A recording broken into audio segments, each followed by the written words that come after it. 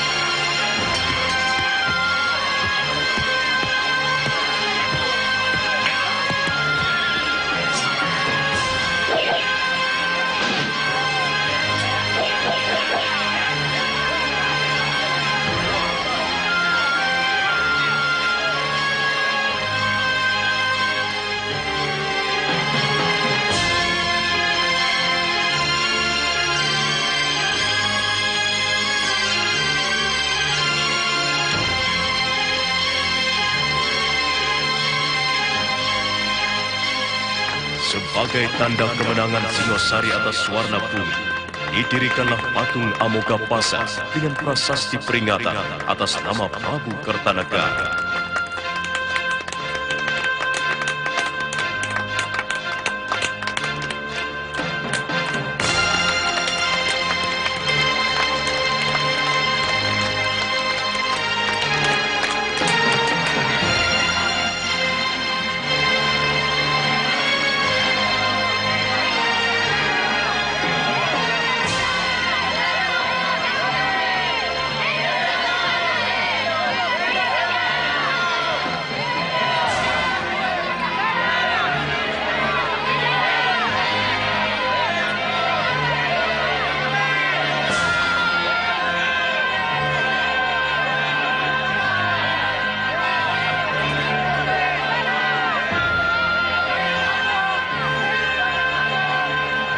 Pasukan yang menang perang itu pulang dengan kepala tengada penuh kebanggaan, dan rakyat pun mengeluh-elukan mereka.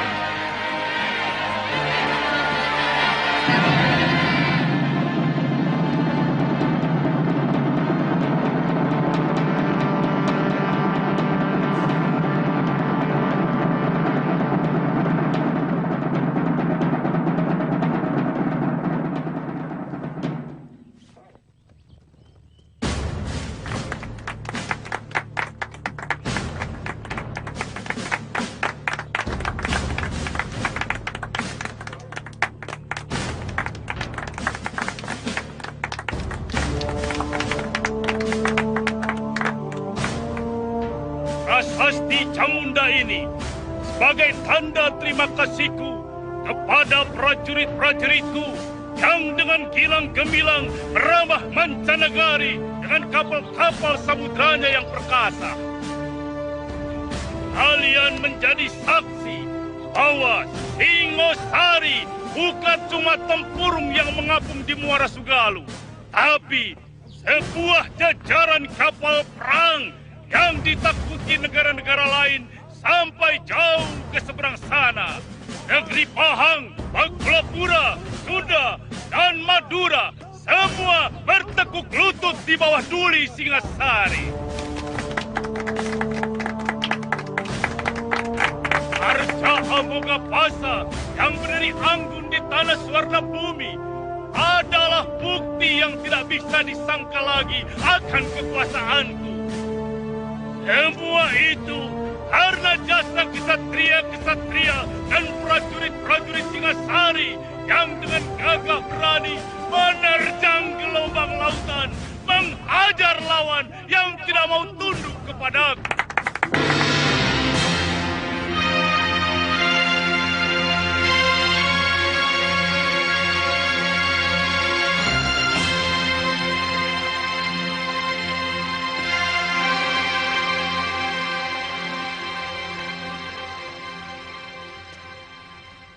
Arda Raja dan kau Dyah Wijaya. Daulat Ayahanda Prabu. Daulat Ayahanda Prabu. Kalian berdua kuperintahkan untuk mengatur dan mengawasi pelaksanaan pemberian penghargaan itu. Aku tidak mau ada yang tercecer. Semua yang telah berjasa harus ikut menikmati hasilnya. Duli Ayahanda Prabu. Jangan sampai ada yang alpa. Karena masalah ini akan digunakan oleh musuh-musuhku semacam Ramapati untuk merongrong kewibawaanku. Daulat Ayahanda Prabu. Ananda akan melaksanakan tugas sebaik-baiknya.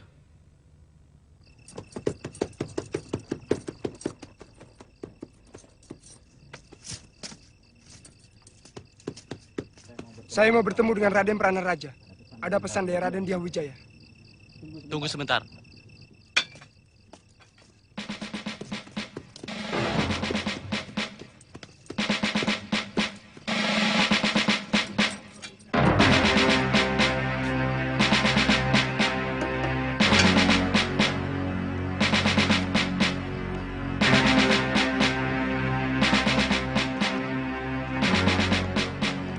Ada apa? Raden ditunggu Gusti Dyah Wijaya di rumah. Malam ini juga, Raden. Ada apa? Hamba kurang tahu, Raden. Baik, saya segera datang. Hamba mohon diri.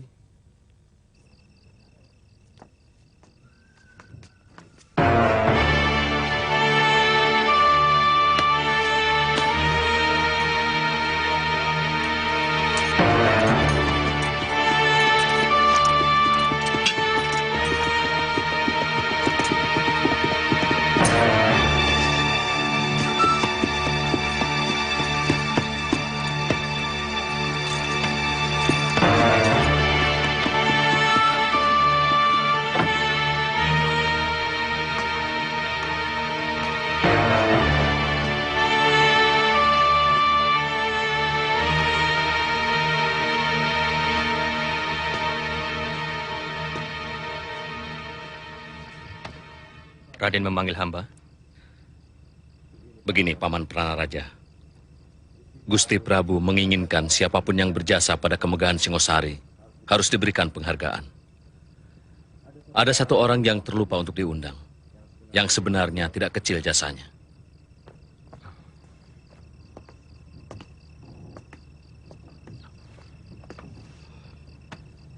Hamba siap menjemputnya, Raden. Namanya Empu Hanggareksa, dari desa Kurawan. Dari tangan beliaulah senjata-senjata ampuh prajurit Singasari, yang kehebatannya sudah teruji di setiap medan pertempuran. Benar, Raden. Golok dan keris prajurit Singasari memang sangat keras. Bahkan mampu memapas senjata lawan sampai putus. Undang beliau pada bulan Badrapala ke keraton, untuk menerima anugerah dari Sang Prabu bersama-sama perwira dan para senopati. Hamba siap berangkat, Raden. Kalau perlu, malam ini juga. Tidak usah. Besok pagi-pagi saja Paman berangkat. Bawa 2 orang untuk menemani Paman.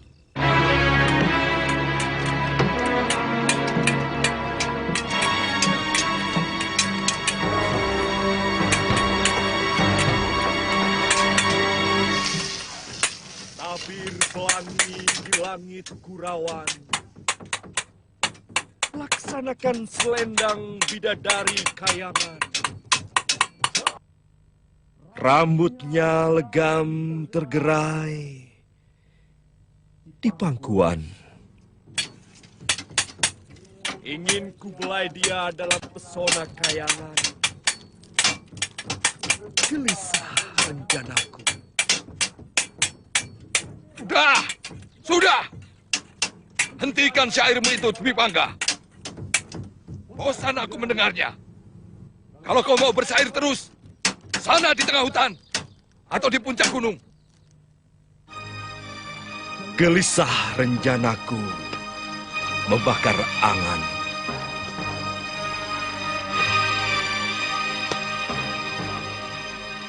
Dewi, aku ingin menuai kasih sayang. Bersama mandi pelangi, rembang petang. Laki-laki kok jadi tukang syair? Anak empu itu kan seharusnya jadi empu. Jadi empu yang lebih bagus, yang lebih hebat dari saya. Hei, ini malah jadi... Dan Dwi Pangga memang tidak pernah tertarik dengan pekerjaan ini, Romo Empu. Dia pernah ngomong sama saya. Katanya, empu itu mengabdi bagi para pembunuh. Tapi kalau penyair adalah pencinta kehidupan. Itu kata dia loh, Romo. Bukan saya. Pintar bicara anak itu. Syair juga bisa menumpahkan darah. Syair bisa untuk memfitnah, membangkitkan pemberontakan. Tapi apakah semua penyair bisa membangkitkan pemberontakan? Hah? Bukan saya yang bicara loh, Romo.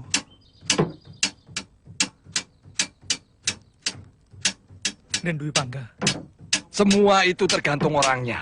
Dan orang yang menggunakannya. Ayah, saya mau pergi ke rumah teman. Ini lagi. Aku tidak pernah tahu apa maunya. Lontang-lantung. Sini kamu.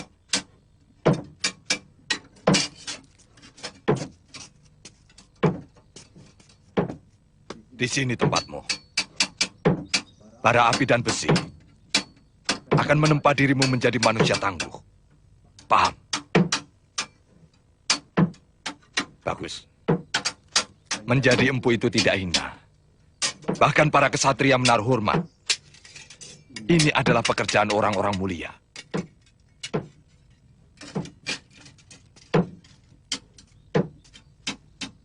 Ya sudah, sana. Baik, Ayah.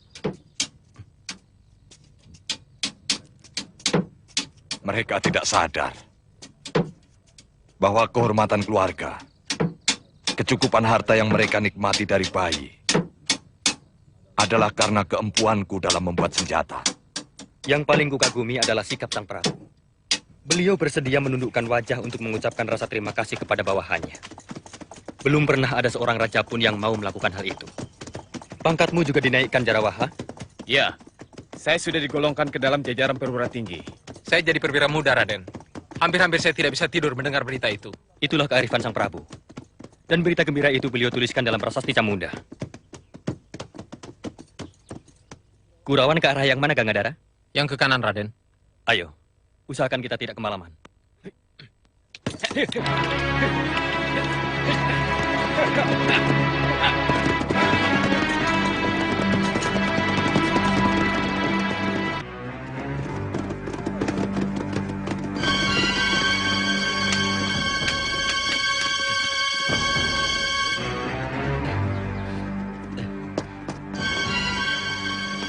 Jong, ada mangsa datang, Kakang. Berapa orang? 3 orang, Kang. Enteng.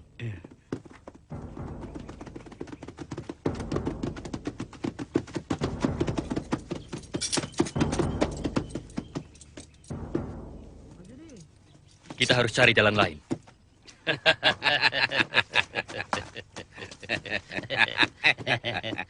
Kamu yang merobohkan pohon ini? Jelas. Kenapa? Ini kan mengganggu orang yang mau lewat. Kami mau merampok kalian dengan cara baik-baik. Merampok dengan baik-baik? Omongan apa itu? Kalian harus membayar 20 ringgit tiap-tiap orang. Kalau mau meneruskan perjalanan ini. Kurang ajar.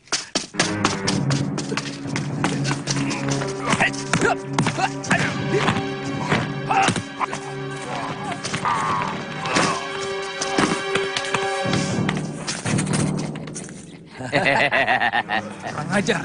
Biar aku yang bereskan.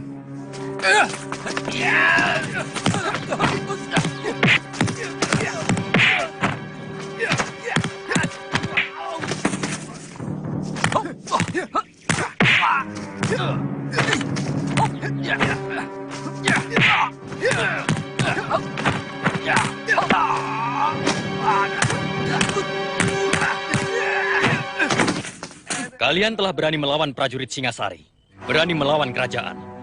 Itu kesalahan besar. Dan setiap kesalahan harus dihukum.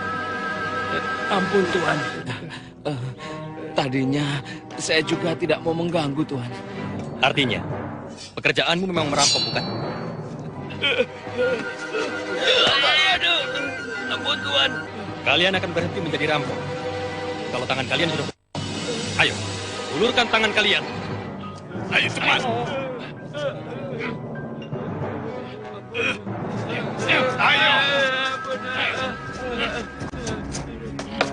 Ayo cepat.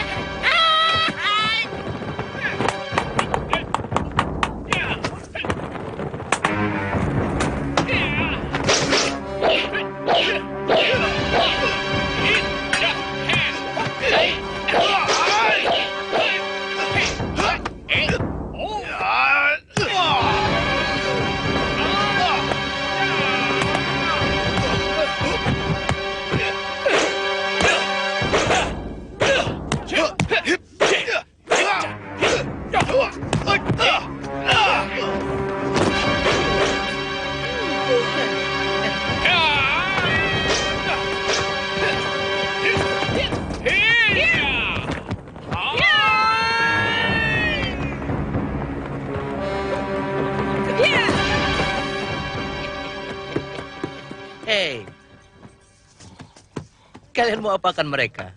Mereka akan kupotong tangannya. Karena berani merampok kesatria Singasari. Jangan terburu-buru. Mereka merampok karena terdesak kebutuhan. Dan juga, raja kalian itu hanya mengumbar nafsu untuk melebarkan tanah-tanah jajahan ke mancanegari. Sementara rakyatnya di dalam negeri sendiri ditelantarkan begitu rupa.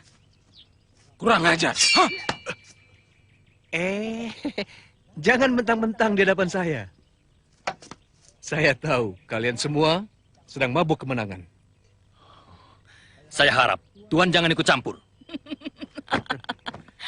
Aku memang paling suka ikut campur pada manusia-manusia sok jago seperti kalian.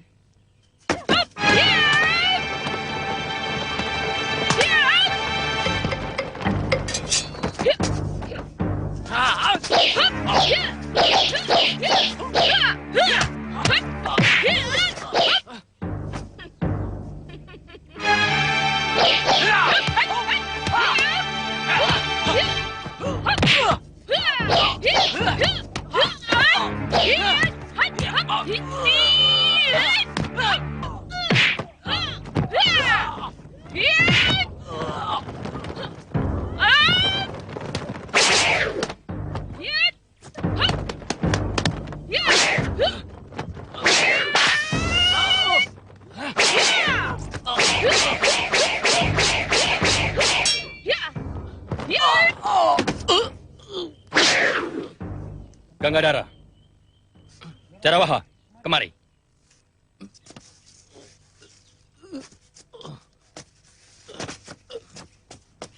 Tidak usah meladeni mereka. Tugas-tugas kita jauh lebih penting dari sekedar meladeni orang-orang yang tidak genah itu. Ayo jalan.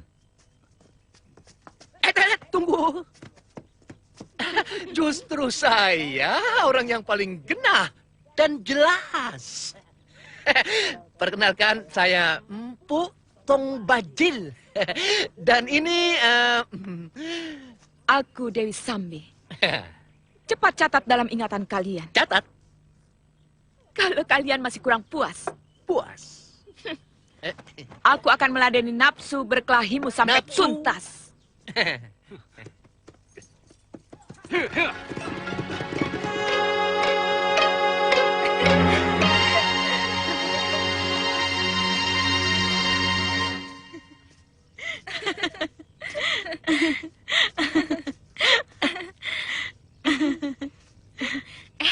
Pokoknya nanti kalau Kamandanu ada di candi, aku terus pulang ya. Jangan dulu aku malu ngobrol sendirian sama Kakang Kamandanu. Masa aku harus nungguin orang pacaran? Tapi kamu harus menunggu aku di rumah Wak Kentrung ya. Kalau aku pulang sendirian, bisa-bisa diganjar sama bapak. Iya. Ayo.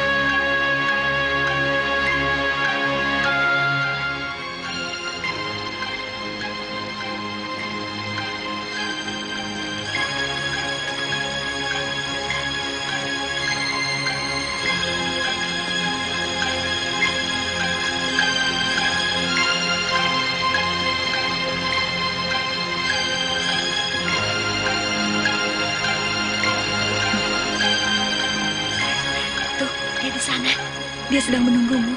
Aku tinggal ya. Aku malu. Kenapa harus malu? Alasanku apa? Melihat pelangi. Kau kenal dengan Kamandanu. Karena kalian mempunyai kesukaan yang sama, melihat pelangi. Ya sudah, tapi kamu tunggu di sana ya.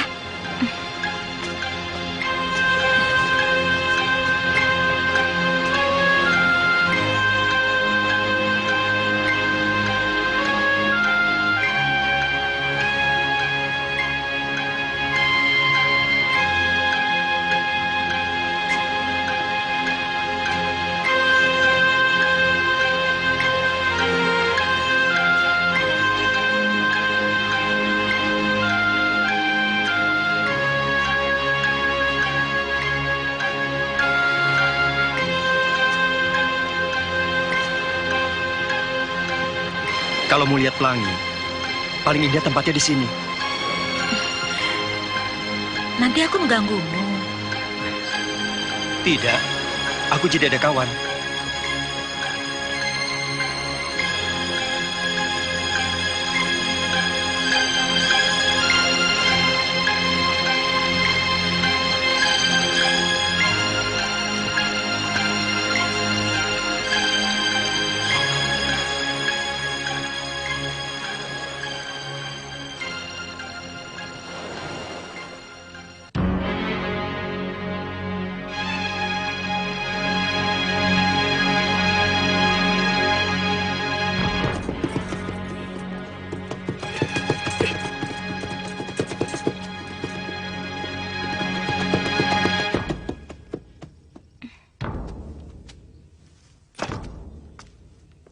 Palastri, di mana Narirati? Aku tidak tahu. Aku juga sedang cari dia. Bohong. Tadi aku lihat kalian jalan berdua di dekat batas desa. Kalau sudah tahu, kenapa bertanya? Dia menemui Kamandanu, bukan? Aku tidak tahu. Mereka berdua di candi, kan? Ayo jawab! Laki-laki itu harus dihajar. Dia belum tahu siapa Dangdi.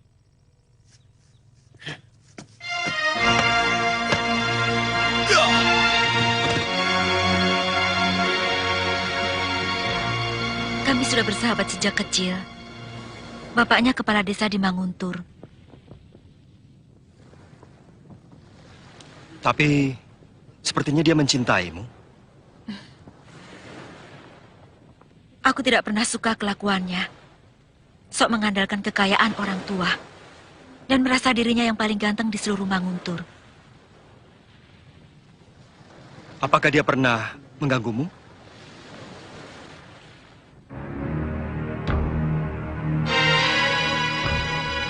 Sekali. Ayolah Rati, tidak ada siapa-siapa di sini. Kau pasti akan beristri. Jangan, kau Dangdi. Berani sekali lagi kau jambat. Aku akan berteriak dan semua orang-orang kampung akan ke sini. Kita akan bersahabat, Dangdi. Sama seperti dengan Palastri, Suhita, dan yang lain-lain. Mestinya kau bangga, Narirati, bahwa pilihanku jatuh pada dirimu. Kau tahu berapa banyak gadis desa yang tergila-gila padaku. Ayo. Pilihlah salah satu di antara mereka. Jangan aku. Sejak kehadiran Kamandanu di sini, sikapmu berubah sama sekali padaku, Narati. Dia pemuda yang baik. Paling tidak dia lebih sopan daripada kamu. Kamu mencintainya? Itu urusanku. Siapapun tidak ada yang berhak mengetahuinya.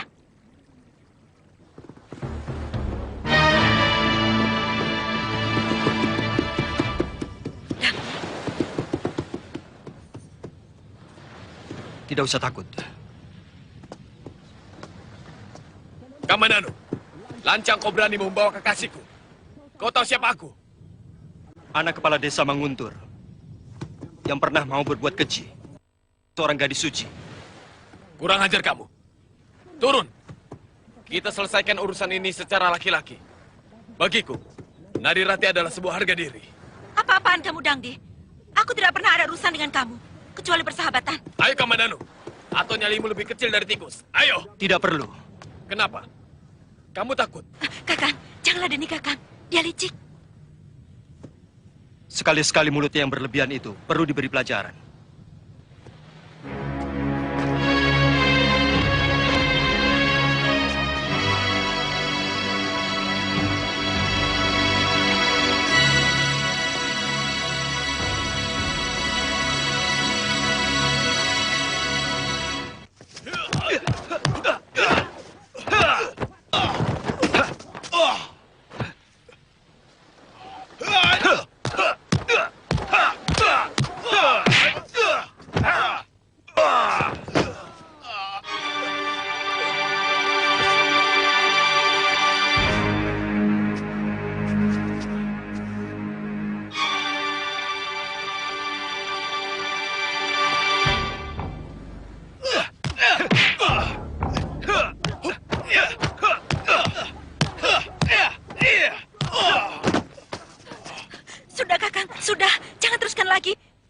Kamandanu, persoalan kita tidak cuma sampai di sini.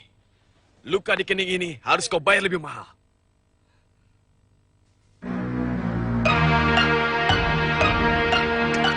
Kurang ajar. Siapa yang berani menyumbat saluran airku? Pasti perbuatan si kambing budek.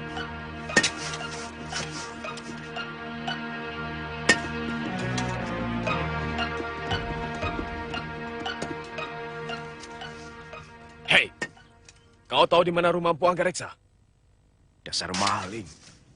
Sudah punya jatah masing-masing, masih merebut hakku. Patua, di mana rumah Empu Anggareksa? Kau tahu tidak? Tak bisa dibiarkan. Saluran airku dirusak. Kamu jangan kurang ajar orang tua. Ditanya baik-baik kok tidak mau jawab. Dasar serakah. Maunya untung sendiri. Mungkin orang tua itu budak. Tidak, Raden. Dia sudah kurang ajar. Sama sekali tidak menghormat pada kita.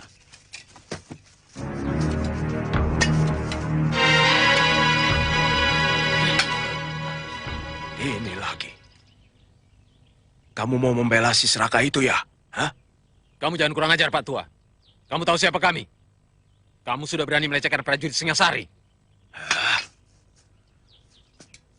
Kamu ini prajurit Singosari, toh? Hei, kamu harus minta maaf pada kami atas kelancanganmu. Berlaku tidak sopan pada kami. Ayo. Hah? Lucu. Kamu ini ngelawak. Yang tidak sopan itu siapa? Hah? Kamu tanya sama orang, tapi tanya seperti sama kerbau. Ayo sana, saya mau kerja.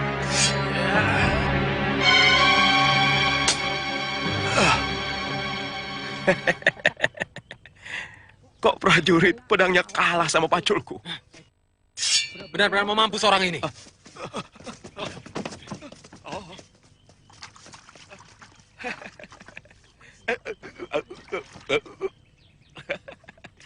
Ayo sini. Yang perlu berantem itu kan kamu, bukan saya. Masa prajurit sama lumpur takut? Ah?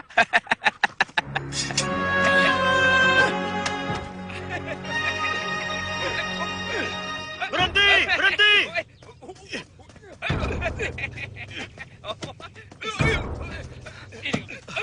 Kenapa orang tua itu disiksa? Hah? Apa salah dia? Dia mempermainkan kami.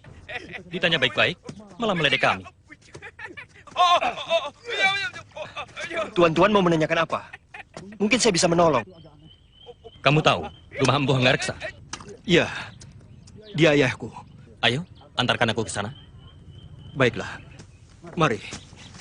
Paman, saya pergi dulu.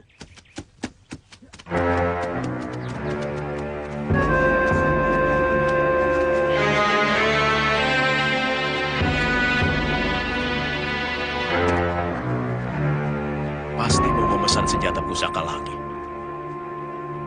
Dasar pembunuh.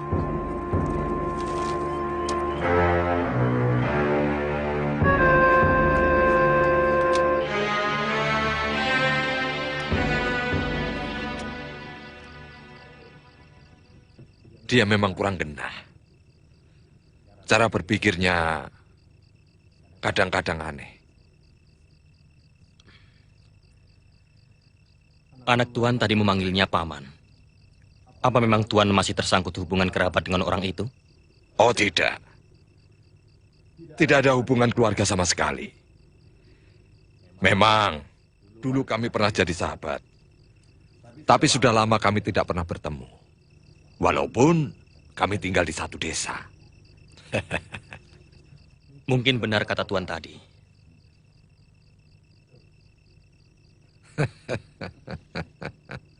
Sebenarnya, tanpa mendapat penghargaan sekalipun, saya akan tetap mengabdi kepada Sang Prabu. Dengan membuat persenjataan yang lebih hebat lagi. Itulah kearifan raja kita. Siapapun yang berjasa harus menerima penghargaan. Jadi nanti pada bulan Badrapada, Tuan harus datang untuk menerima anugerah Gusti Prabu. Bersama para senopati dan semua prajurit yang berjasa.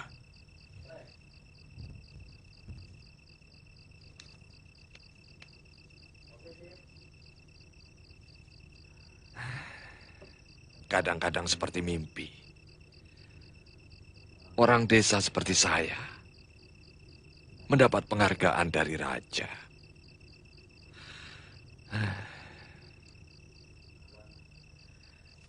Sudah selayaknya Tuan untuk menerima.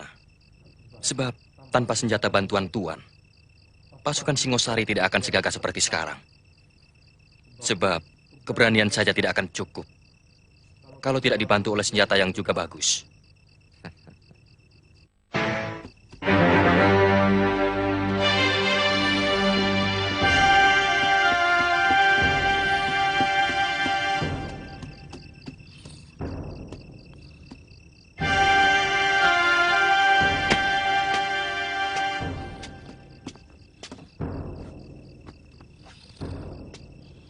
Wirat? Wirat?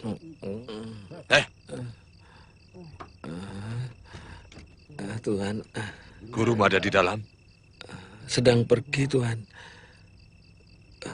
Guru setiap malam tidak pernah di rumah.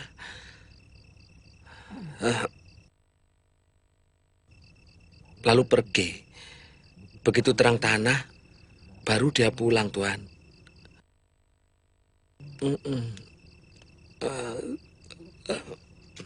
Jadi sekarang Ranubaya sudah mulai berkenalan dengan air api. Apa dia sedang menghadapi persoalan besar? Setahu saya, tidak, Tuhan. Cuma apa? Cuma dia bilang, dunia sekarang ini lagi mabuk, Tuhan. Jadi dia pun ikut mabuk. Begitu, Tuhan. Kemana dia biasa pergi?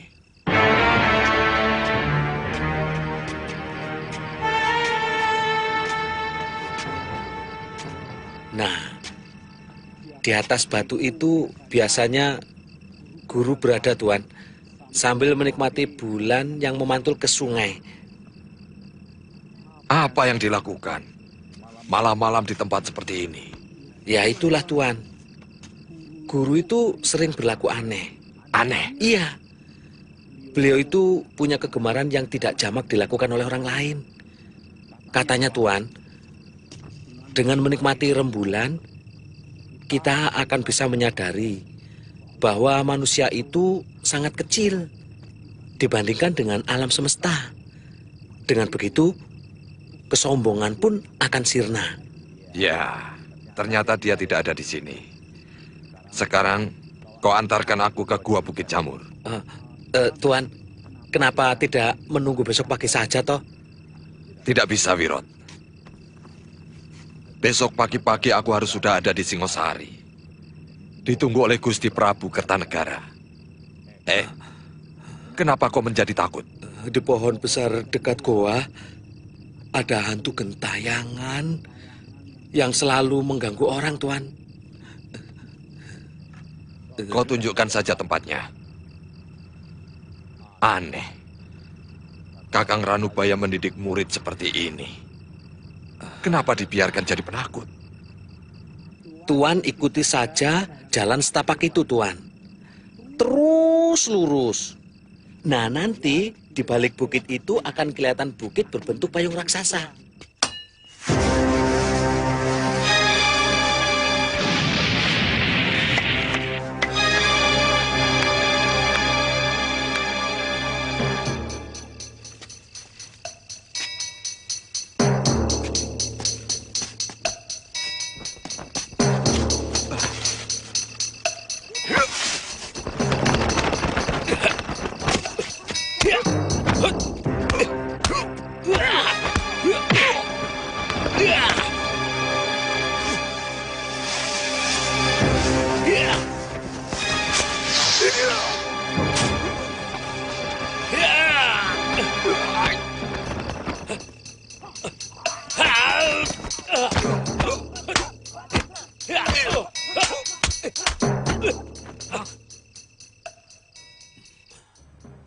Wirot. Maaf. Apa maksud main hantu-hantuan begini? Katakan. Apa yang kau sembunyikan tentang gurumu? Sekali lagi maaf, Tuan. Saya memang ditugaskan guru untuk menjaga semedinya. Agar orang lain tidak mengganggu. Jadi gurumu sedang semedi di gua? Iya.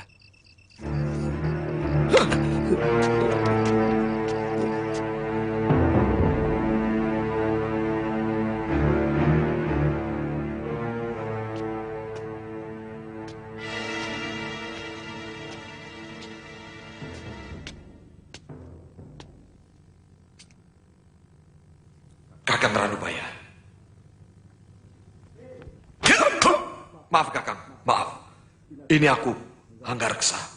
Hanya setan dan Denawa yang mau mengganggu orang yang sedang melakukan puja semedi. Maafkan aku, Kakang. Aku ada keperluan penting. Makanya malam-malam begini, aku menemui Kakang. Yang menurutmu penting itu, lalu kau tega mengganggu puja semediku, yang juga penting bagiku. Kakang, keperluan ini menyangkut Kakang juga. Keperluan apa?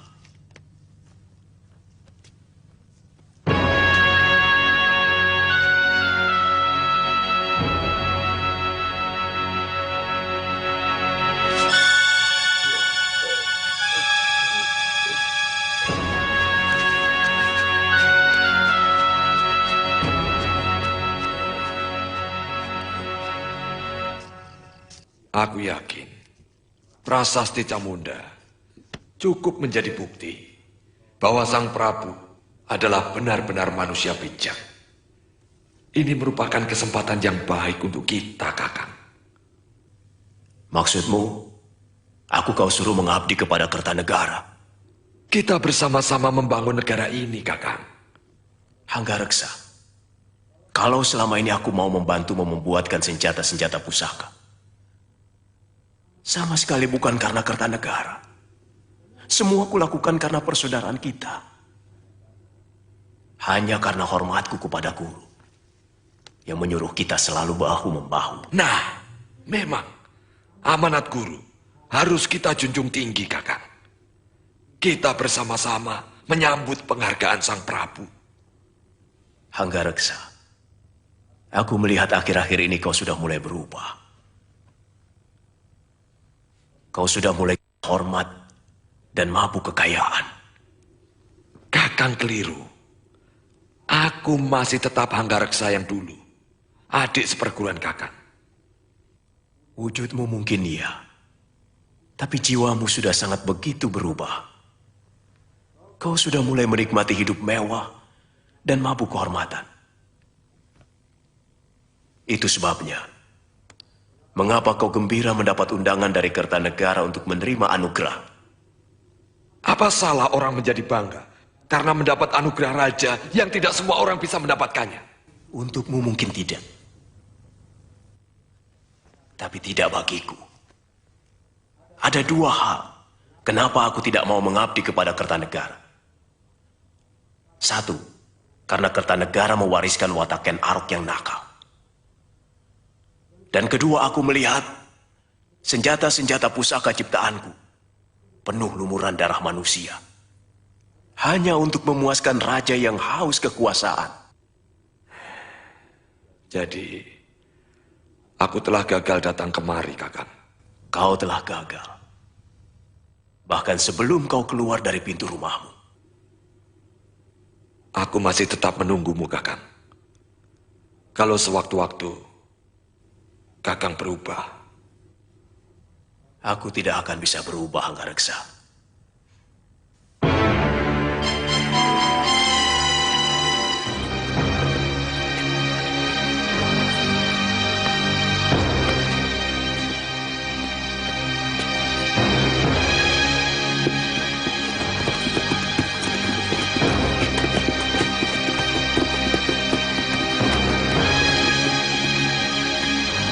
Raja Walid terbang bebas menusuk awan. Kepak sayapnya perkasa mencabik mega. Adakah di sana belenggu mengunci kebebasan? Hancurkan dia demi cinta.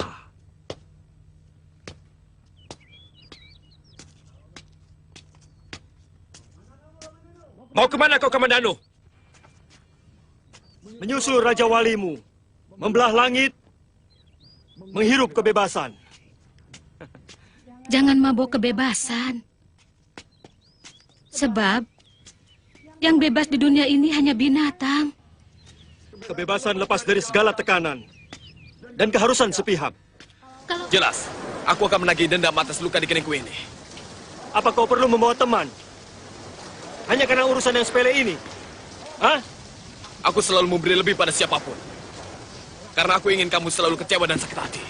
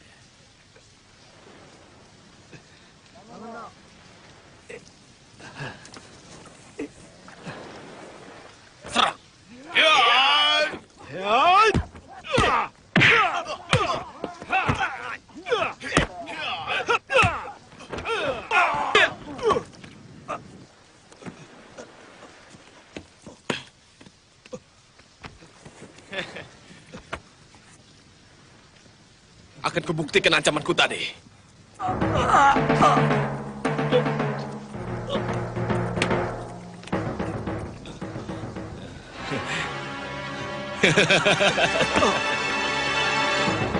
Cik.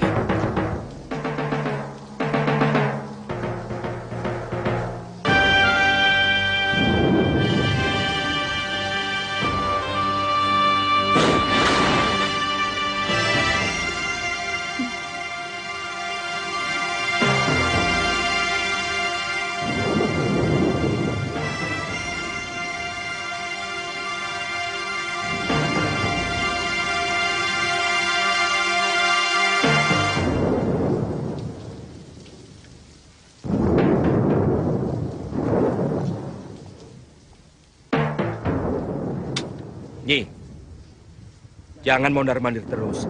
Saya jadi ikut bingung. Kamandanu itu laki-laki dan sudah besar.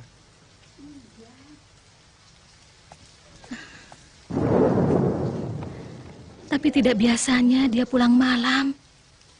Ini pasti ada apa-apa. Kenapa?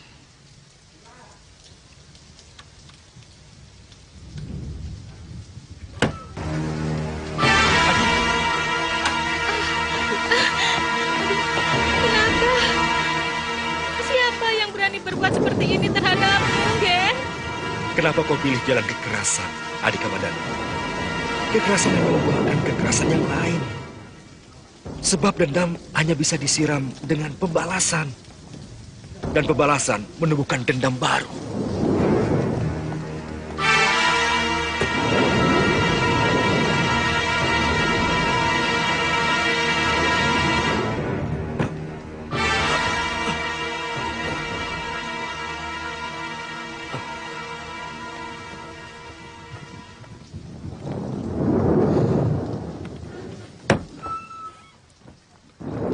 Kalau ayahmu tahu kau berkelahi, pasti marah sekali. Apa sih untungnya berkelahi? Kecuali luka. Harga dirinya. Seorang lelaki sejati harus mempertahankan harga dirinya. Apa sih sebenarnya telah terjadi? Soal Nari Ratih lagi. Iya. Aku harus mencari guru. Anak kepala desa Manguntur itu harus kuberi pelajaran. Ayahmu pasti tidak akan mengizinkan. Kalau Angger nyantri Kanuragan hanya karena wanita. Bukan. Bagiku Nari Ratih hanyalah penyebab. Harga diriku yang menuntut aku harus menguasai ilmu kanuragan.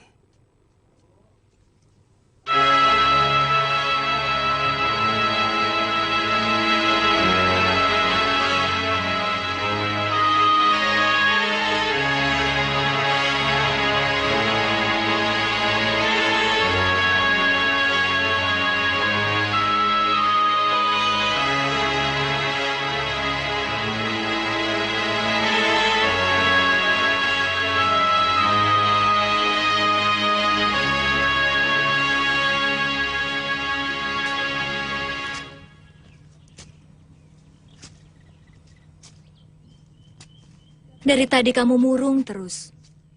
Belum sepatah kata pun yang keluar dari mulutmu. Apa enaknya begini terus? Aku masih sahabatmu, kan? Aku tak ada nafsu untuk bicara. Ayolah, Rati. Teman dalam duka lebih sering kali bisa menolong. Kamu bertengkar dengan Kamandanu? Tidak. Dia baik. Baik sekali. Bahkan terlalu baik bagiku. Lalu, masalahmu apa?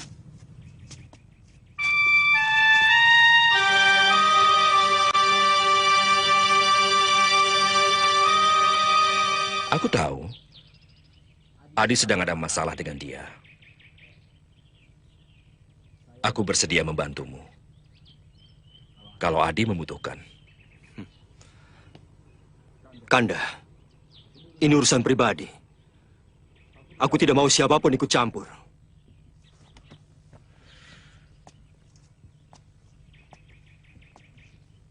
Kakang Dwi Pangga, sudahlah. Hentikan syairmu itu. Lelaki gombal. Parwati! Tunggu! Kakang, mau kemana? Jangan pedulikan siapapun, Kakang. Parwati, dia harus kuberitahu bahwa cinta itu gejala alam. Tidak bisa dipaksakan. Jangan-jangan Kakang telah merayu Parwati dengan syair-syair Kakang. Darimi, syairku bukan kain rombengan yang kuobral untuk siapapun. Syairku terlalu sakral untuk disebar dengan murah. Dia mencintaiku, tapi aku tidak bisa dengan gampang menerimanya.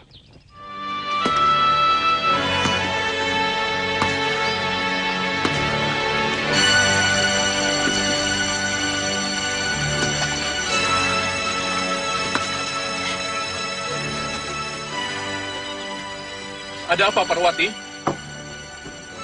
Kamu kelihatan menangis. Ada yang mengganggu?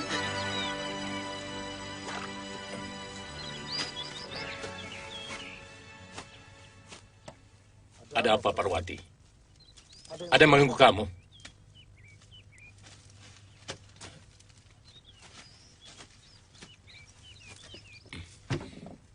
Aku tidak bisa dibohongin, Duk. Ayo katakan. Akan ku hajar orang yang berani mengganggu kamu. Kakang Dwi Pangga mengkhianatiku, Bapak. Dia bermesraan lagi dengan Darimi. Anak desa Tumangkor Lor itu. Kurang ajar.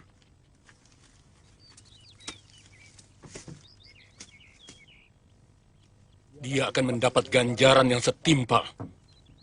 Karena berani melukai hati anakku.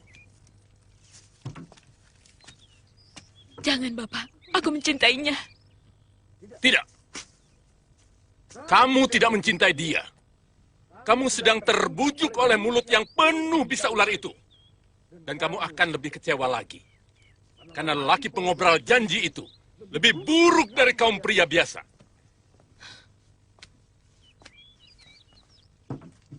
Aku benar-benar mencintainya. Aku suka syair-syairnya yang indah. Syair-syair itulah bisa yang memenuhi kerongkongannya, Parwati.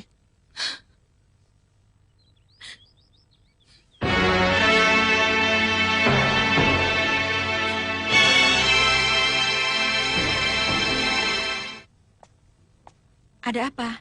Ada orang titip ini buat kakak. Terima kasih ya. Iya.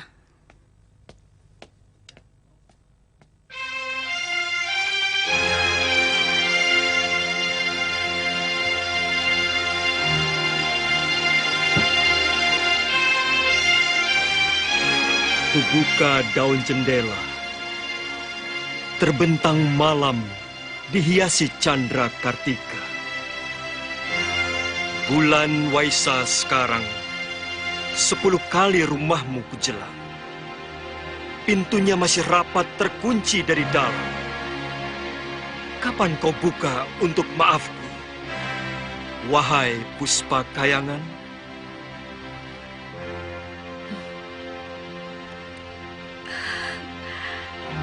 Tak kusangka Kakang Kamandanu pandai menulis syair yang begini indah. Akan kubukakan pintu hatiku, Kakang. Akan kubukakan pintu maafku.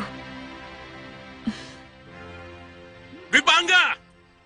Keluar kamu! Aku ingin bicara!